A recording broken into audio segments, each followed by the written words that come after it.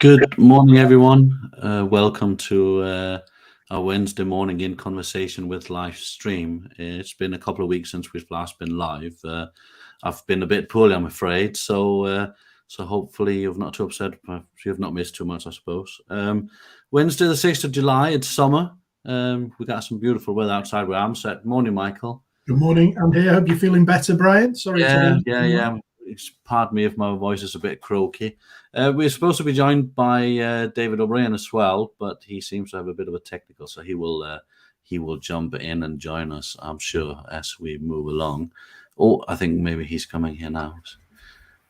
Hi, David. Can you hear us? I can hear you, but I don't know whether you can hear me. Yes, we can hear you now. That's wonderful. Oh, fantastic. Okay. That's wonderful. So, everyone who tunes in, welcome. Thank you for joining us. As you know, this is a conversation between business owners where we talk about business owners' things, good stuff, bad stuff, ugly stuff, beautiful stuff. And anyone who joins us, please like and share so we can get the good word out to as many business owners as possible, because we try to make these so that they hopefully are a bit helpful to everyone who might be in a similar position to what we are. If you have any questions as we have our conversation, please put them into the chat. We're streaming live on Facebook, LinkedIn, and YouTube, so you can just post it into the comments box and we will be able to try our hardest to answer them. If we can't answer them whilst we are on air, then we're going to try our hardest between the three of us to come up with a good answer and come back to you retrospectively after. So, morning, gents. Thank you very much for joining me. It's an absolute pleasure. Thank you for having us on the live stream. No, it's my pleasure. Absolutely. So, business owners, that's what we are. That's what we're going to be talking about. It's a tough time to be a business owner at the moment for a lot of people out there. It's a bit grim. How are you guys finding it? Yeah, well, I think it certainly is. It's a challenging time, and I think it's quite easy in some respects to almost go back 2.5 years to sort of that period at the start of the pandemic and think back to some of the challenges then that are starting to. We felt we were coming through that. We'd sort of got the sunshine, the end of the tunnel, and then issues have started to come over the hill again. And actually, there's quite a belief that we need to think back to those times and how did we get through that and what were the things that we were doing then and what were the challenges, because in all honesty they're very similar for everybody. Obviously different circumstances, but still we've got issues around inflation, which is hitting cash. We've got issues around people, so suppliers, customers, team. So those issues are very relevant now as they were back then. So in a lot of ways, it's going back to that thought process. Yeah, I completely agree. I think that a lot of the problems were masked, hidden by all this money that the government was just throwing away at us. So a lot of the pain points, I think, are just delayed pain points as far as I'm concerned. They're starting to come to the forefront now, whereas they should probably have been, hit us. Yeah. About a year ago. It's almost a 3-layer thing, that you've got all the normal problems that a business owner has because there are so many challenges in running a business. You add on top of that the sort of time bomb that you're talking about there, the delay, where a lot of businesses were protected during the pandemic because of furlough, because of grants and that kind of thing. And now they're at a point where they're going to have to start paying back bounce back loans and things like that.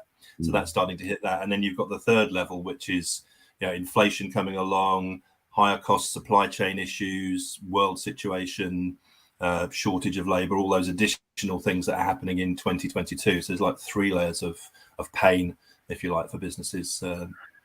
It's a perfect storm in a way. It is, yeah. And I'm quite interested in, especially you just mentioned there, the shortage of labor. How do you see that in your work with your clients? Because surely there must be the same amount of people out there needing jobs. Where's this shortage of labor coming from? I think, if you look at the statistics... So I think Sorry. If you look at the statistics, we have as many jobs available as there are people out of work. So the simple answer is, well, we've got 1.3 million people out of work and 1.3 million jobs available. So it's perfect. But of course, the jobs that are there, they require certain skills, certain experience that potentially the people out of work don't have. So we've got a differentiation between the jobs that are available and the people skills that we have in our market. And so that's the first thing. And also we can't get away from the fact that the Brexit situation, and we've lost a lot of labour who've moved back to their home countries. So we do have a shortage of people to do the jobs, and we're seeing that. I think another effect of the pandemic. Was that a lot of people decided to go self-employed and start their own business, and people retired. So I was just looking at some statistics from the construction industry, and there are 244,000 fewer construction workers in the country than there were 3 years ago. And that's partly because some of them have gone back to Eastern Europe, and partly because some of them have retired and not been replaced. And again, apprenticeships coming through were stalled during the pandemic. So there's not so many people coming into the work. So it's a number of factors that create those shortages. But the problem is those shortages then impact other industries. So we're seeing, Michael's working with a cleaning company that's finding it difficult to find cleaners. I'm working with a kitchen and bathroom company that's finding it difficult to find people. So it's not just the obvious places, but it knocks on across all different sectors. Yeah. Are you finding it's more the lower spectrum of wages where the shortage is greatest? Like the minimum wage jobs, so they're the one that suffers the most? No, not at all. It's right across the spectrum, to be perfectly honest, and that's because you're getting there was a big talk about 6 months ago, especially as wage inflation came through, that there would be this big resign where lots of people would leave jobs to take on new jobs and get more money. And while there has been some of that, there's also been a little bit of, I'm going to stay where I am because I'm confident that they're going to employ me. I'm not at risk of losing my job. Maybe there's some golden handcuffs in terms of redundancy potential if it does downturn. So those sorts of things actually mean that the recruitment issue is right across the board. And if you are recruiting new people, you're tending to have to pay more than maybe your existing team are earning. So that puts a different pressure. I was talking to a business who, to get somebody into a team, they will have to go pay more than their existing team are on. So then they've got a double issue of, do we increase all our existing team, or do we have this disparity between wages, and how does that feel because of the new person? So all of these tensions, considerations come into play. Yeah, it's difficult stuff. I can see that, definitely. Yeah. So let's talk a little bit about you guys. So how long have you been self-employed for? I'm sure the world would love to know. So there'll be a bit more story about the two of you. Go on, David. So I've been doing this since 2017. I think I started doing this. So I used to work for an IT company, healthcare tech company. So if you go to your GP, your medical record is on a system. That's what we used to do for more than half the GPs in the country. And I was there for 17 years, did a whole variety of different jobs. And we grew from 200 employees to 2,000 employees. So I saw how businesses changed. So for the last 5 years, I've been working with single person businesses with 10 to 20 people. And then we work with some businesses, I think 900 is the biggest one that Michael and I have worked with in the last couple of years. So a whole range of businesses, because they all pretty much face the same challenges. It's about processes, it's about products and services, it's about clients and customers, and it's about the internal team, and ultimately it's about selling, because one of the things we say is if you are a business owner, you've got a commission only job, because if you don't sell anything, you don't get any money into the business and nobody gets paid. So that's your first job, is to sell. Yeah, no, that's a very good point, and I think one perhaps people are missing quite a bit. Yeah, absolutely. I've been self-employed for 11 years. So working in a range of different businesses, UK and Ireland, and then 4 years ago decided to be a bit more local, work with small businesses in the sort of Nottinghamshire, Newark and Nottinghamshire area, and wanted to be a bit closer to home and make a difference to the community and be with my family a bit more, because one of the challenges, everybody looks at living in hotels, traveling around the UK and Ireland as being a great glamorous job, but you miss quite a lot of your home life. So it's not, is it? It's not at all. It gets to a point where you've got to make some decisions that are right for you. And that's one of the things about working with small, medium-sized businesses is you're dealing with the owners who are making personal decisions and personal sacrifices every single day. And having that ability to talk to somebody, to have a different opinion, to actually share some of those issues and have somebody who they can talk in a confidential and engaging way that allows them to, understand it's not just them. Because quite often we build things up as being, in life in general, business specifically, we build up issues to be, it's just me, it's not me. David touched on the cleaning company I'm working with, and she actually posted something on the local business club piece around her challenges of recruitment, and actually felt really positive that other people were coming forward going, yeah, we've got that problem. Yeah, we can see that. And it almost, was a problem shared is a problem halved type of thing, isn't it? So, yeah. No, absolutely. And I think it's a fantastic point, really, because if you go back 15 years, those things were hard to come by, communities and people where you can go and actually tell them, okay, these are my woes, have anyone got the same kind of issues? I think the day and age we live in today, there's a lot more support available. So compared to what it used to be, which I is think fantastic. it's been one of the upsides of the pandemic is we all got used to working online like this. So therefore you can network online, you can create those support groups online. So we run a couple of weekly sessions, one on a Tuesday and one on a Wednesday, and those groups come together and really support each other. And especially in rural places like Lincolnshire and parts of Nottinghamshire, to actually get to a physical place to meet somebody is 30, 45, 60 minutes drive each way, and it takes a big chunk out of your day. Whereas now we're so used to using Zoom and Teams and all the various different options that we have online that you can pop on for 40 minutes, 60 minutes, meet people, get to know them, and then you're straight on to the next thing. So I think it's made networking, it's made supporting each other, it's made working with businesses so much more efficient and so much easier in lots of ways. So I couldn't agree more. Lots of when the pandemic started, I know before the pre-pandemic, you and I, we used to meet a lot at networking events, David. So how were you sort of into the Zoom online before the pandemic started, or did you have to flip quite quickly? No, we had to flip. I think for both Michael and myself, virtually everything we did was face to face, whether that was networking, marketing, or whether that was working with clients.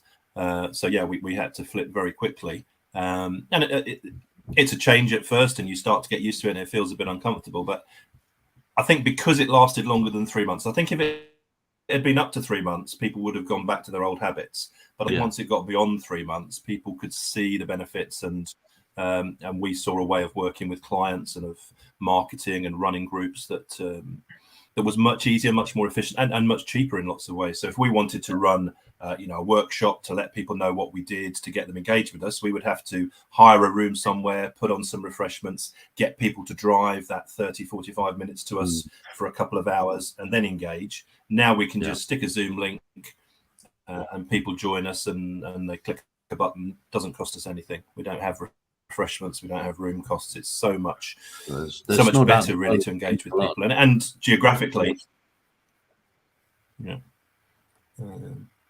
it's it was a change that was forced on us, but I think it's been really beneficial. And the consulting room sort of started at the start of that as a online piece, and obviously using things like Zoom has really helped. But maybe I shouldn't say this openly to any Zoom people listening, but their 40 minutes free is perfect for us, because our lunch, it's 40 minutes, because that's the maximum you can for multiple occupants on the Zoom. And so being the person I am, always looking after the costs in the business, I don't pay for Zoom, but all my meetings for multiple people is a maximum of 40 minutes. And that actually has become a theme for the lunch, because people know they can turn up. And one of the challenges for networking, whether online or in person, is that time piece. If it says it's 10 o'clock till 11 o'clock or 12 o'clock till 1 o'clock, what happens if it overruns? When do I book my next meeting? Even if it's online, can I have a call at 1:15 or what have you? the consulting room lunch starts at 12:30 and it finishes at 1:10 for no other reason than I don't pay for Zoom, so they cut us off. And we've had quite a few instances where people have been halfway through their and like that. So yeah. And that's great because it puts the discipline in for you, forced in. So I think that's a wonderful thing. I think actually, I might be wrong, but I think Zoom is actually making changes to that as well. No. Yeah, so that you can't have unlimited people for 40 minutes. I think they're putting a restriction in that as well. We've actually just started using something called Discord. I don't know if you know what that is. If not, then you should join our Discord to try and use it. And it's basically it's very hard to describe, but it's Zoom and Messenger and YouTube and everything in one, and it's free. And it does everything that Zoom does. But it's for unlimited audience, for unlimited amount of time, and it can do all sorts of things. It's a really great community piece, really. Okay, we'll have a look at that for certain. Yeah, come and join our Discord to try and see how it works. So looking a bit forward, because we got nice sunshine at the moment. We've got ourselves used to working in this kind of environment that we're sat in now, and I think for most of us, we've got used to it. It works pretty well. It certainly does for me and my business, and it sounds like it does for yours as well. Are you tempted to try and break out a bit more face-to-face, or looking at the winter coming, are you just going to stay as you are and try and just consolidate a bit into what you're doing? I think it's a balance. The reality is, we're human beings and interaction is really important. And this is a great medium to engage people and have conversations, but there is also that face-to-face, that the handshake, the eyeball, that type as well.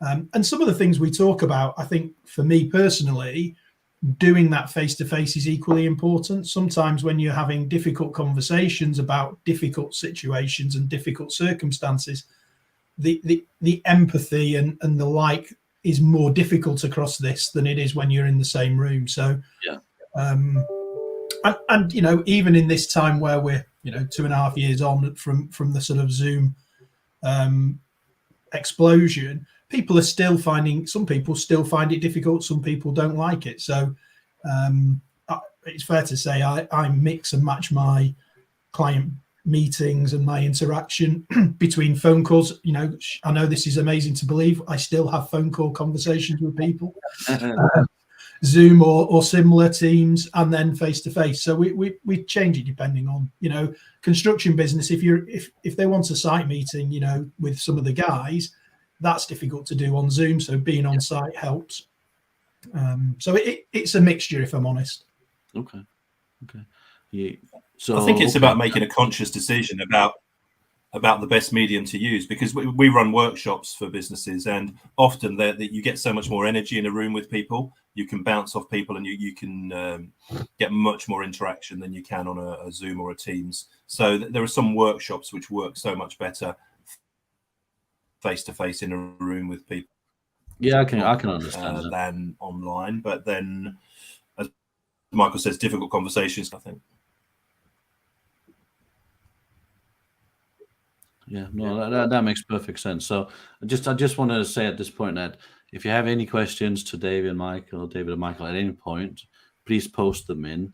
They are both very prolific on LinkedIn and on Facebook. So if you're not already connected, make sure that you go and connect with them on both LinkedIn and on Facebook and join their consulting room. So tell us a little bit more about the consulting room itself before we have to wrap this up. So as Michael said earlier, it was really born as a sort of support mechanism. In the first week of lockdown, we thought, let's just get online, let's just get some business owners together. And it was such an unprecedented time, as the word that was used a lot at the time, that the people weren't sure what was going to happen, how long it was going to last, and just getting business owners talking to each other we found useful when we did it. So then we thought we'll put it in every week and just give people a check-in point. It was originally at 7:30 on a Thursday morning, that we'd get people together and just talk through what was happening with the grants and the loans and situation, latest guidance on what you could do, what you couldn't do. But it grew from that into just working with businesses and translating all the things that we've done previously to just working with businesses, helping them and supporting them. So then we added in, we've got 2 sessions a week. We've got the Facebook group. We've got the website with the opportunity to become a member and have access to various tools and processes, spending time with us. So it sort of grew over the pandemic into what it is now. But it's really about supporting business owners, working with them, getting them to work on the business, not just in the business, because people start businesses usually because they're technically good at something or they're passionate about something, not necessarily because they're great at running a business or they want to do all those nuts and bolts. But those nuts and bolts are what keeps it together. So we try and give what we call simple, structured, straightforward business advice to get people to understand that knowing your cash flow is important, knowing your profit is important, having the right processes in place is important. Having a sales funnel is important. Just having those tools in place that keep you focused rather than that temptation to just get on with whatever's in front of you for the day and get lost and suddenly find it's 6:30 and you've got to go and have tea or do whatever you need to do. So just getting people to really think about how they run their business and what they want to achieve with it in 1 year, 2 years, 3 years, 5 years time. So you have a longer term picture. Yeah, and the networking's free. So, and it's, certainly the consulting room lunch on a Wednesday, 12:30, free to attend. It's a drop-in centre, so there is no, you must be here and there's only one seat or any of that. It is literally open to everybody, and we get people. Some people are there every week. Some people drop in once, twice a month. We get people who come back after a couple of months because the world takes over and things happen. Absolutely. The Facebook group, we've got somewhere about 240 members now of, business owners. It's a safe, private environment. We have conversations. People, again, post questions, get feedback from other members. They help each other. They share events that they're doing. So it's just a community where people can talk and we share thoughts and advice and what we think's doing. And the website's the same as David says. There's some free downloadable support mechanisms to help you with people, to help you with cash flow and other areas of running a business. So it's wonderful. We've just had in the Facebook group, sometimes just having that conversation can push you into action. So there was a case recently where somebody had put about a persistent late payer they were having problems with, and they just asked, how do other people deal with this? They got a lot of input, and then they posted last week, I've done something about it, I've sent them this, and they've paid me for the next 3 months in advance. So sometimes just having that conversation makes you think, right, I'm going to do something about it, where it's been niggling away for a long time. So just that peer support, talking to other business owners is so important. That's great. And I think the power of these platforms, the flexibility is just fantastic. It really is. So wonderful stuff. And again, everyone listening, I've known Michael and David for a while now, and I can't recommend them highly enough. So if you have anything that niggles you, even if it's just something you want to have a chat about, I'm pretty confident in saying that you're free to contact either one of them at any time for no obligation conversation, just to have that chat. So we just had Tony Cox on Facebook has invited us, you guys, to do a workshop out in Louth. So thank you for that. And we have another one. Patrick has come in and asked if you wouldn't mind again name the Facebook group name, if you don't mind. Yeah, it's the Consulting Room, and I'm just going to, if I can, put on the. Can I put on the chat? I was going to put the link on, but yeah. So Patrick, if you go to Facebook and put in the Consulting Room, it has a purple logo, as you can see. I'm pretty sure it'll come up at the very top of the Facebook search in groups in there. So that's wonderful. Yeah, it'd be great to see Patrick in there, because Patrick's one of those people that we used to physically network with. Down at you've been there, I think, Brian, at the Bentley House. Yes, absolutely. Good to see you, Patrick. Thank you for joining us, and you too, Tony. Thank you for joining us, and thank you for your questions. Now, listen, guys, I'm just conscious about time, because obviously you're busy guys. I can't thank you enough for coming to join me today. It's been great. It's been great conversation with you guys. Let's see what the future brings. It's going to be interesting as we're coming into winter, isn't it? Again, it is. But I think it's important to say to everyone out there that there is support, not just financial, but mentally as well, and to help you with your business, with your struggles. So don't sit on your pain on your own. Reach out. If not to me, Michael, David, anyone in your sort of support network. Don't be afraid to reach out, because it's a healthy thing to do, isn't it? It is, and look, we really appreciate the opportunity to chat, Brian. And we know you've supported us in different guises over the last couple of years, so we do appreciate that. And the one thing that we'd say is, to use it for some of us older people out there, it's good to talk, and certainly if it's not with myself, David, or even yourself, Brian, talk to your suppliers, talk to your customers, talk to your team, because you don't know what's going on behind those closed doors, and conversations will help everybody, and you might find some opportunities or some issues that you need to resolve. So have conversations, especially at this time. Even if it results in a better night's sleep, then that's worth conversation, isn't it? Absolutely. Yeah. So wonderful. Well, that's about going to wrap it up for us for today.